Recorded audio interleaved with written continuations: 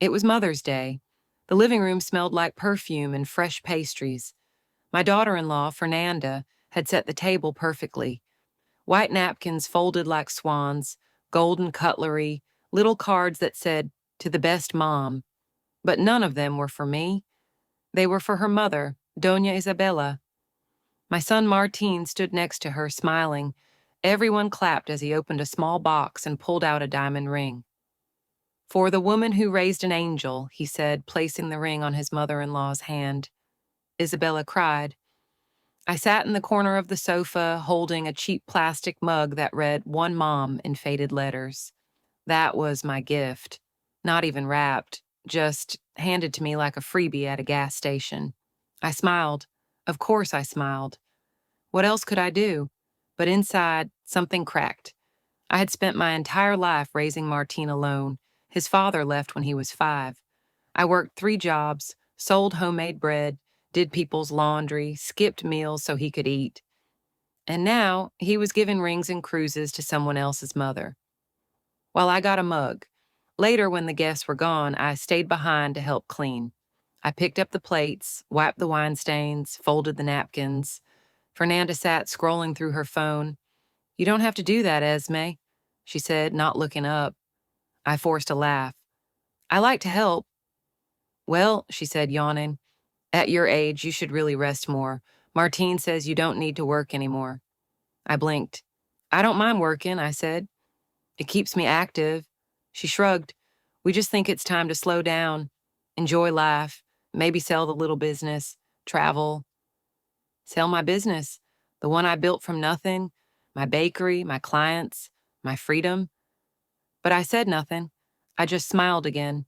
Later that evening, I went to my room, sat on the edge of the bed, held the mug in my hands.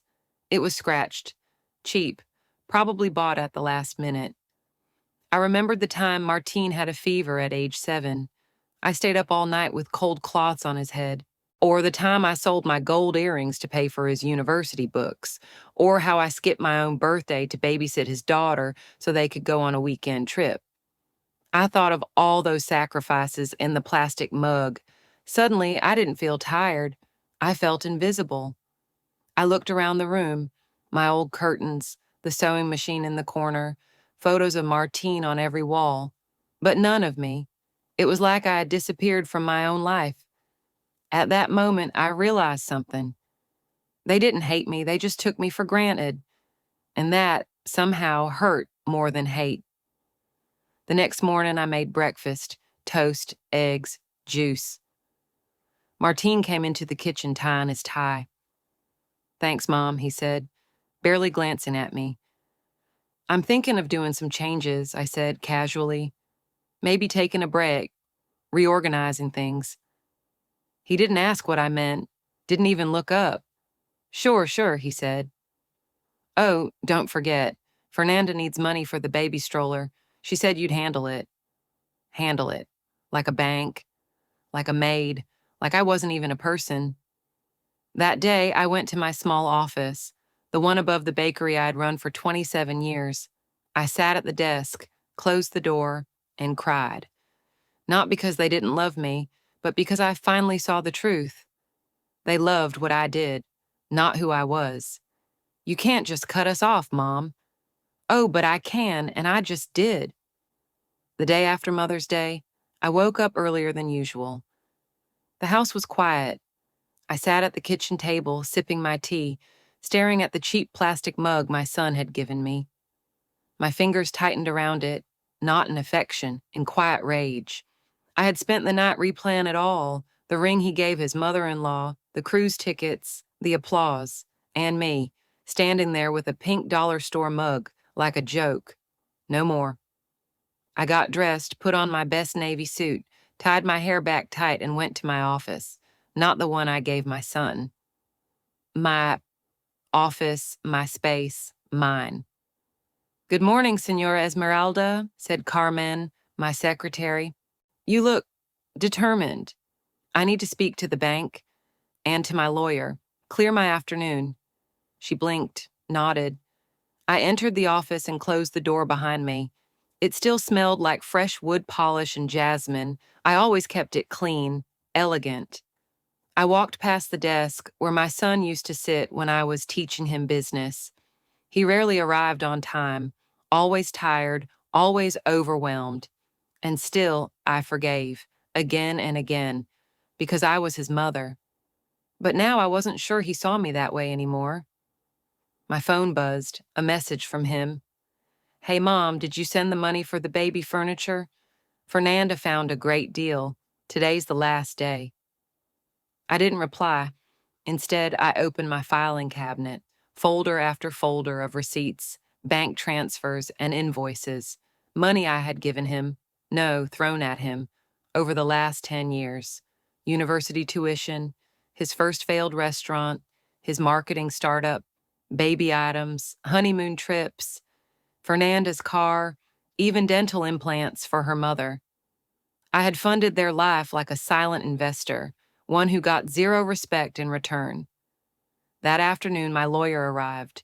Mr. Ramos, he was old school, sharp, loyal. I want to rewrite my will, I said.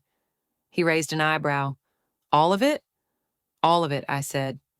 Take Martine out. Replace him with a charitable foundation, something for mothers who've been forgotten by their children. He nodded slowly. It's about time, he said. We worked for over an hour. I felt alive, like I was finally doing something for me. Not for Martine, not for Fernanda. Me. At 4 p.m., Martine arrived. He was wearing a designer shirt, expensive loafers, sunglasses tucked into his collar, all probably bought with my money. Hey, Mom, what's the emergency? He asked, flashing his charming grin. I didn't smile back. I handed him the folder. What's this? Every dollar I've given you in the last 10 years, I said. He flipped through it. His face changed, page after page, number after number. Mama, this feels like an attack. No, I said. This is an audit. He looked confused, hurt, but mostly caught. You never ask me how I'm doing.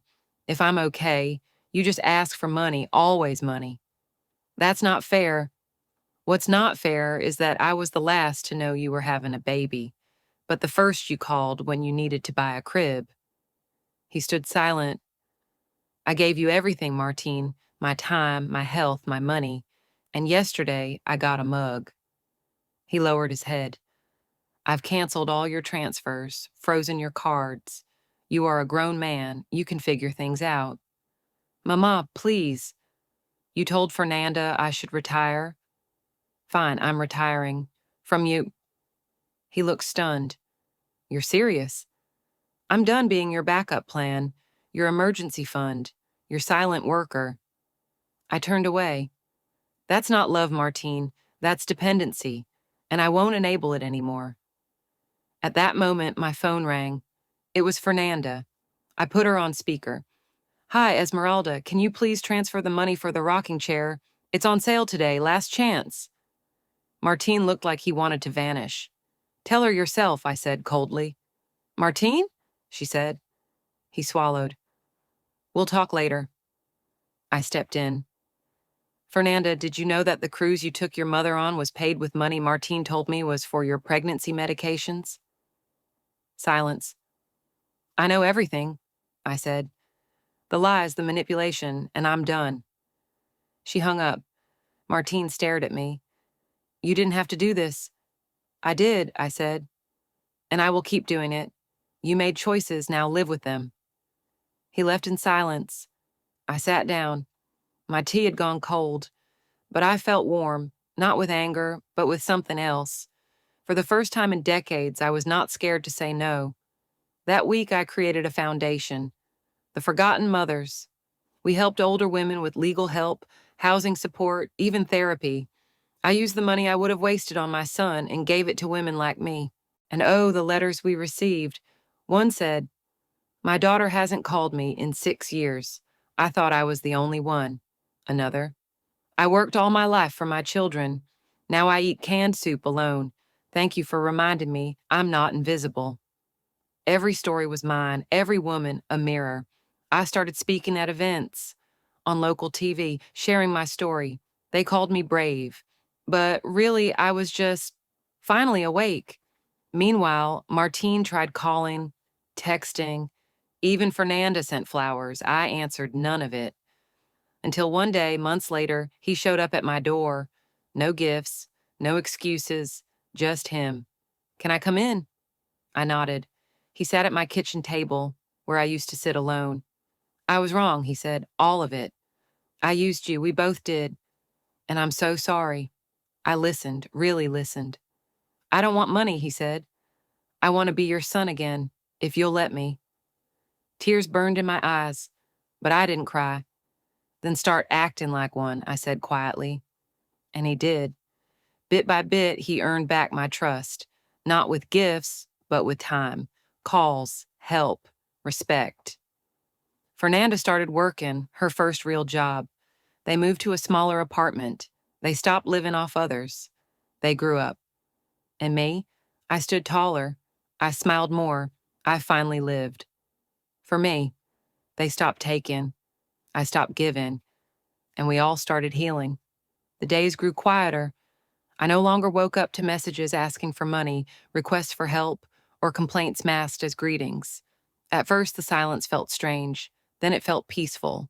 For years, my life had been a constant cycle of giving and hoping. Give money, give time, give understanding. Hope for love, hope for gratitude, hope for change. And when none came, I gave more. But now, I gave nothing. And it felt like breathing again.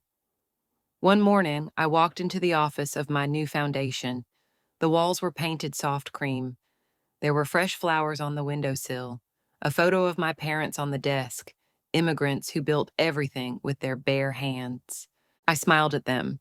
Carmen, now working with me at the foundation, brought in coffee. "Big day today," she said. "Our first in-person support group." I nodded. "Let's make sure everyone feels seen." That afternoon, 10 women sat in a circle, different ages, backgrounds, accents, but every one of them carried the same weight in their eyes, the weight of being forgotten. One by one, they spoke. "My son hasn't called in 5 years. My daughter only visits when she needs to borrow money. I helped raise my grandchildren. Now I can't even see them. My family tells me I'm too emotional when I cry." Every word hit home. I had lived every one of those stories. When it was my turn, I said simply, "My son once gave a diamond ring to his mother-in-law. He gave me a plastic mug." I smiled through it. But inside, I broke. That was the day I decided I'd rather be alone than invisible. No one clapped. No one needed to. The silence was enough. We all understood. After the meeting, one woman came up to me. She held my hand tightly. "You gave me permission to say no," she whispered.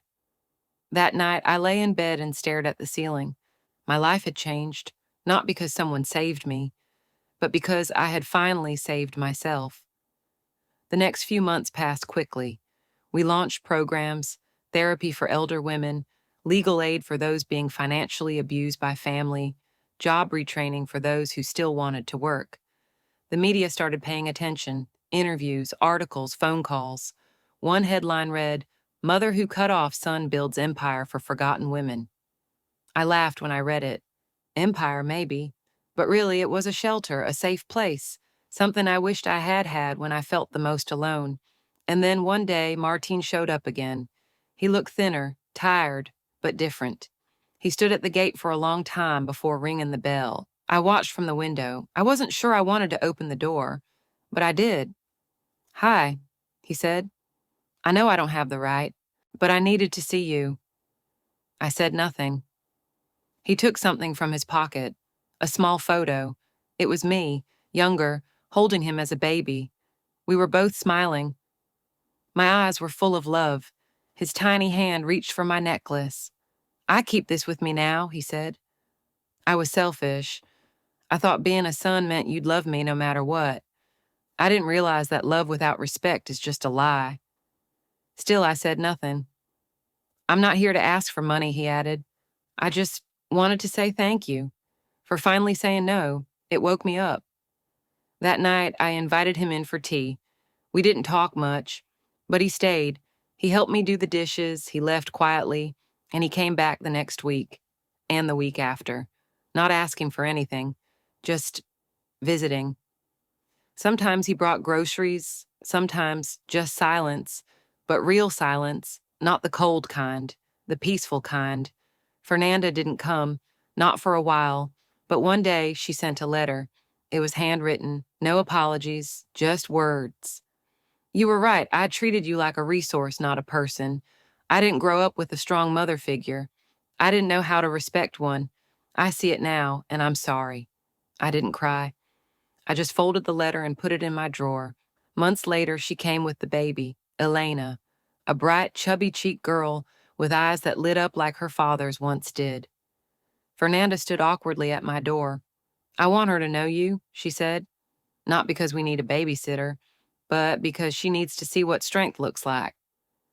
That day, I held my granddaughter for the first time. She smelled like powder and hope.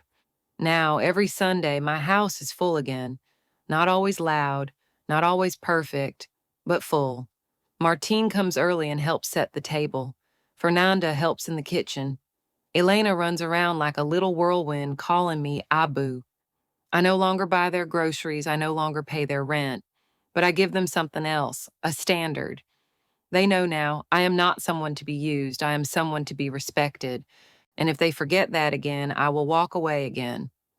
And this time, I won't look back. The foundation continues to grow. We've helped hundreds of women already.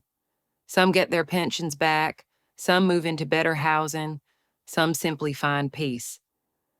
Last week, one of the women, Clarita, gave me a drawing. It was a tree, strong, wide roots, the trunk shaped like a woman. On each branch, hearts with names: Sophia, Elena, Clara, Lucia, ours. You're the roots, she said. You held strong so we could grow. I keep that picture on my bedroom wall. One evening, I walked into my kitchen and found a small gift box on the table. No tag, just a note. Open it when you're alone. Inside was a ring. Silver, simple, no diamonds. Engraved inside were 5 words. Thank you for teaching us. I smiled. I didn't need gold or trips or checks. I needed this, just this. I often think back to that moment, standing in front of Martine with the bank statements, telling him the truth. It was the hardest thing I've ever done, but also the most loving. Not for him, for me. Because sometimes love isn't saying yes. Sometimes love is saying, that's enough. I matter too. I walk every day now. I read again. I sing in the kitchen. I wear lipstick just because I feel like it. I look in the mirror and see a woman who made it, not because she was saved, because she finally saved herself. And when I sit at the window with my tea and the cheap plastic mug beside me, I don't feel bitter anymore. I feel proud. That mug, I kept it as a reminder of who I used to be and who I will never be again.